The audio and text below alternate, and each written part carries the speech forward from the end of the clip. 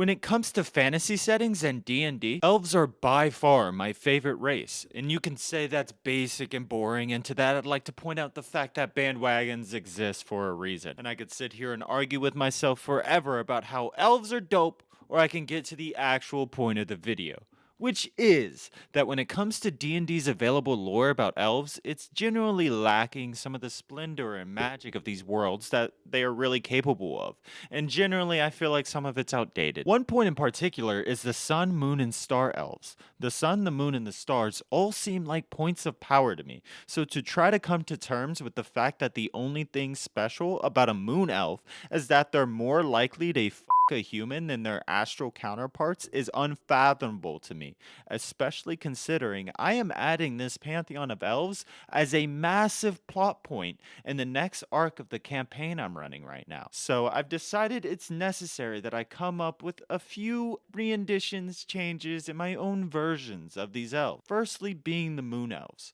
Moon elves in appearance can often be mistaken for drow, considering they have a very similar complexion. One thing that separates moon elves from drow so distinctively is the moon elf's hair. A moon elf's hair has the ability to reflect the moonlight at night, and this turns their hair into a beautiful soft white. While their hair is glowing in this way, it has some sort of mesmerizing effect that just draws people in. But because of this fact, moon elves have become a target for poaching. Artisans have begun crafting their hair into threads for clothing or making their hair into accents for accessories. Due to this poaching, the number of moon elves diminished as well as their trust in other races, previously considered to be the most peaceful of their astral pantheon following a large number of the half-elves.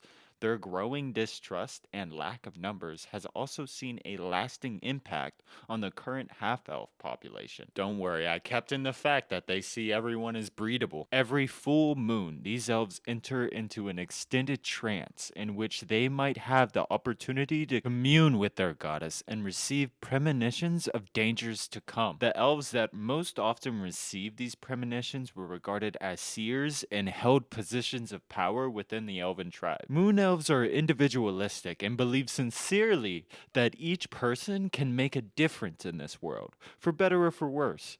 This innate sense of altruism and goodwill towards others allows for these elves to be a force of good despite the violence their people are shown. The goody two-shoes moon elves also have a very strong connection to animals, especially albino animals. They like to take these animals with albinism and start to control and empower them, making them their familiars. If you scrounge together two albino bunnies, one was a normal albino bunny, the other happened to be a moon elf's familiar.